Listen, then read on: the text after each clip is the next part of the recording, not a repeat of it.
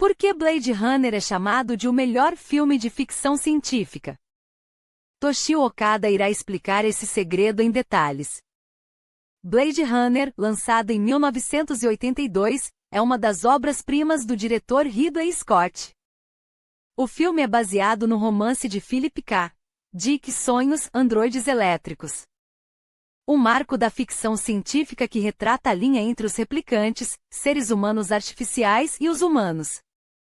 Toshio Okada fala sobre o impacto que sentiu ao assistir ao filme no cinema na época de seu lançamento. Após ver o filme, a cidade de Kabuki parecia um mundo de Blade Runner. O roteirista Hampton Fancher esteve profundamente envolvido no nascimento deste filme. Ele adquiriu os direitos de cinema das obras de Philip K.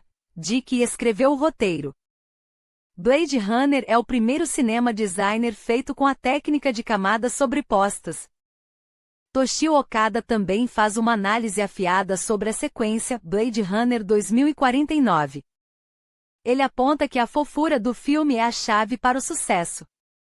O filme anterior tinha uma fofura no artesanato dos efeitos especiais, mas 2049 perdeu isso. A história do protagonista K pode ser interpretada como a história de um anjo caído. O mistério do filho nascido de um replicante é a força motriz da narrativa. O que significa ser humano? Esta obra-prima continua a questionar isso há mais de 40 anos. Por favor, assista até o final. Isso era Blade Runner, não é? A sensação ao ver foi realmente incrível, no cinema. Sem qualquer conhecimento prévio. Apenas uma introdução sobre o novo filme de Star Wars.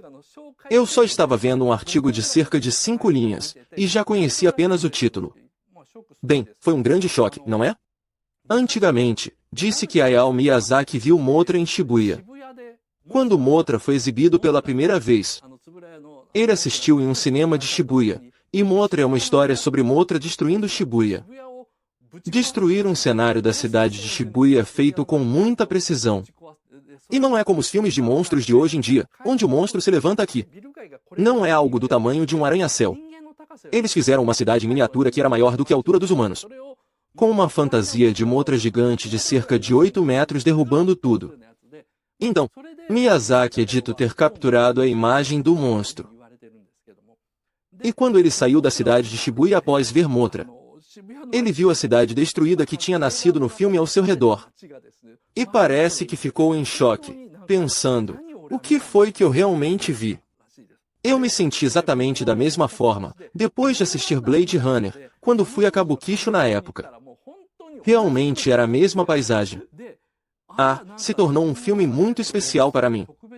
A conversa de hoje é sobre este making of Blade Runner e o livro grosso que mostrei antes. É sobre o material que serviu de base para várias revistas, e eu gostaria de discuti-lo de várias maneiras. Inicialmente, Blade Runner era chamado de Paul Salmon.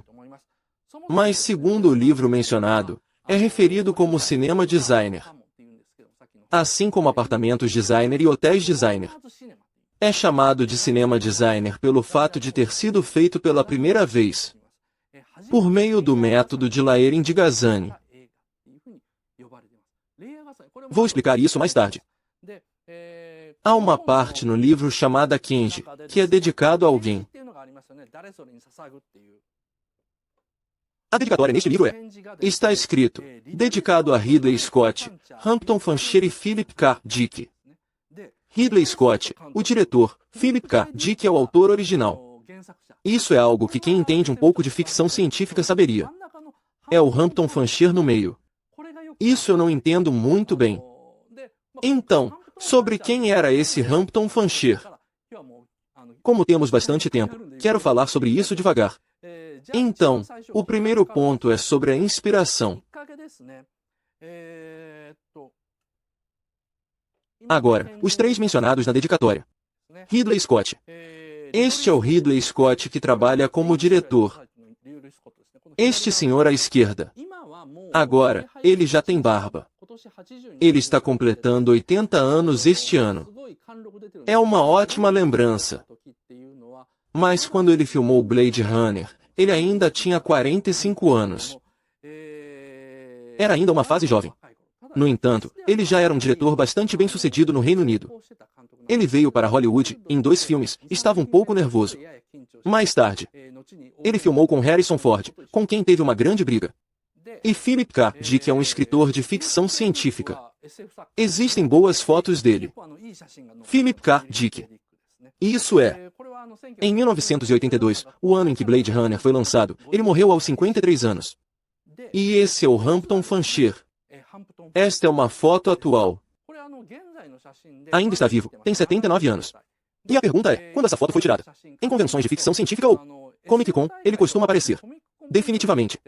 Como produtor e roteirista de Blade Runner. Ele é frequentemente convidado como convidado. E a foto foi tirada quando ele estava em convenções de Comic Con ou de ficção científica. Ele ainda parece estar bem. Esse cara obteve os direitos de adaptação da obra original de Philip K. Dick. E a história começa a partir daí. Para ser mais preciso, ele não comprou os direitos de adaptação. É a história de quem conseguiu pegar a opção. Este é o original. Os androides têm uma sensação de sonhar com ovelhas elétricas. Isso é uma história que aparecerá mais tarde, mas em 1968. Na verdade, é bem antiga. O original sobre androides sonhando com ovelhas elétricas foi publicado em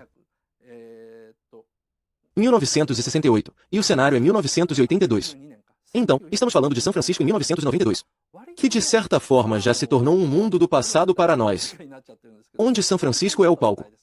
Na guerra nuclear, a maioria dos animais da Terra foi extinta, e a maioria dos humanos foi para o espaço. A Terra ficou vazia. Ao contrário de Blade Runner, tornou-se vazia e desolada.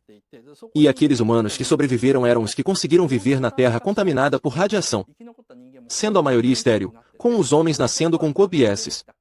Será que você sabe o que é um copiesse? Quando vejo esses tios medievais, eles estavam usando algo como um cavanhaque e colantes. Se você assistir Amadeus, você verá o lugar dos colantes com a virilha saliente. Aquilo se chama copiesse. O símbolo da masculinidade. Olha só como meu pênis é grande. E é o que se chama na vestimenta medieval que foi usada para mostrar isso. A Idade Média era boba, fazia essas coisas. É algo que está lá como um resquício. Rick Deckard e o protagonista não são funcionários de São Francisco. Mas na verdade são assassinos de pena de morte. Portanto, são civis, protagonistas. E o trabalho deles é matar androides que se passam por humanos. Os androides são chamados de Andi neste mundo. No entanto, este androide já está disfarçado na sociedade humana. Mas já foi praticamente caçado. Quase não existem trabalhos. Então, ele está pensando, quero muito matar androides. Quero muito.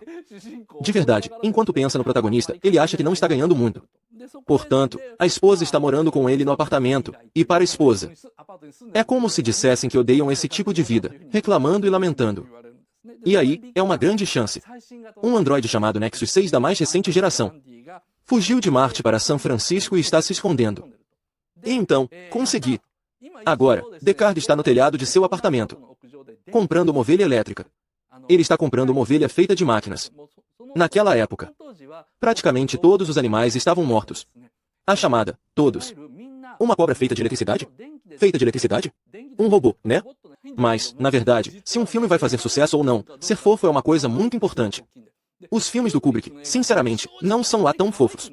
No entanto, mesmo Star Wars ou Blade Runner, filmes de efeitos especiais, realmente fazem miniaturas, é o que sei, e se esforçam para filmar, ditando um modo ou outro. Mesmo na cena em que o Spinner voa pelos edifícios do Blade Runner anterior, tem algo que é fofo. Como eles realmente fizeram miniaturas e as fizeram voar. A sensação de esforço é fofa.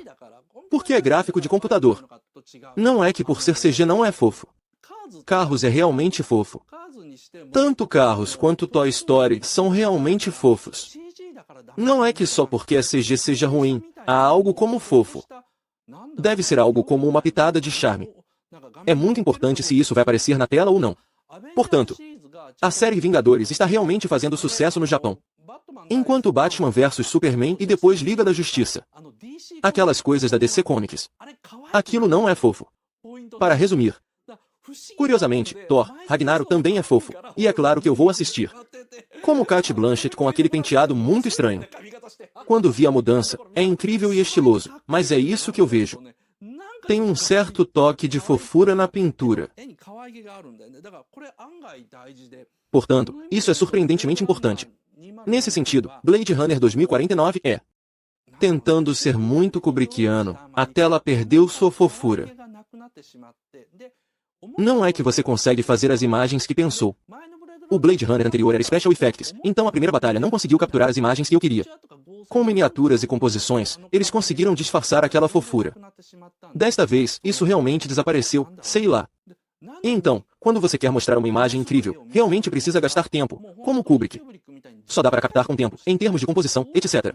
Na verdade, só dá para pensar por dias e dias nisso. Para isso, foi filmado em uma velocidade hollywoodiana, então não tem fofura. E também, não há composições perfeitamente simétricas e não humanas como as de Kubrick. O que resulta em uma imagem que fica em um lugar indefinido. Eu acho que é por isso que acabou ficando assim. Isso, Kubrick não dorme nesse sentido. Blade Runner 2049, sobre o que é a história, é sobre vida artificial, ou melhor, o protagonista é um replicante chamado K, interpretado por Ryan Gosling. Esse K faz o trabalho sujo de capturar e matar replicantes que fugiram, igual a ele. Quando ele volta para casa, há uma namorada de realidade virtual chamada Joy, que é um brinquedo para replicantes. Ele tem uma namorada chamada Joy.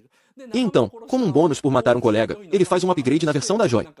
Não é como se dissesse para cima, mas ela está feliz. É por aí que começa a história. Essa introdução é bastante habilidosa. No entanto, o replicante executado está escondendo algo que parece ser o osso de outro replicante. E quando eles o desenterram, há marcas de uma criança que nasceu. Ao investigar como os replicantes deram à luz, descobriram que um havia fugido no passado. Bem, ou seja, aqui quem assistiu ao Blade Runner anterior vai entender. Parece que nasceu uma criança do Deckard e da Rachael, que eram os dois que haviam fugido no último filme. Quando isso se torna evidente, a polícia se complica. Além disso, a empresa que cria replicantes também aparece nesta história.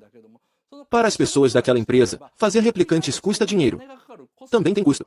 Se for assim, a humanidade não pode ir cada vez mais a outros planetas, de maneira mais barata. Não haveria uma forma de fazer replicantes? É por isso que... Então, replicantes transando entre si é a melhor opção para não ter filhos. Por isso foi dito para investigar os segredos deste planeta. Enquanto lida com ordens desobedientes, a gestão sofre. A alta cúpula da polícia, a empresa de replicantes e, além disso, surge outra organização. Uma organização misteriosa aparece, e esses três estão atrás de DK. O protagonista que fugiu no final do filme anterior, Harrison Ford, certo?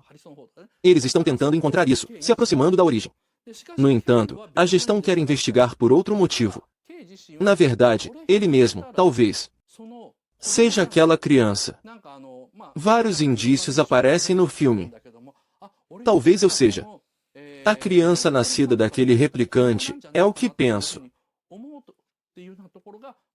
Isso ocorre na metade do filme. Nessa parte, o filme cria uma direção para prosseguir. Ou seja, é ao mesmo tempo uma jornada de autodescoberta do protagonista e uma ação. Em Las Vegas, encontrei DK.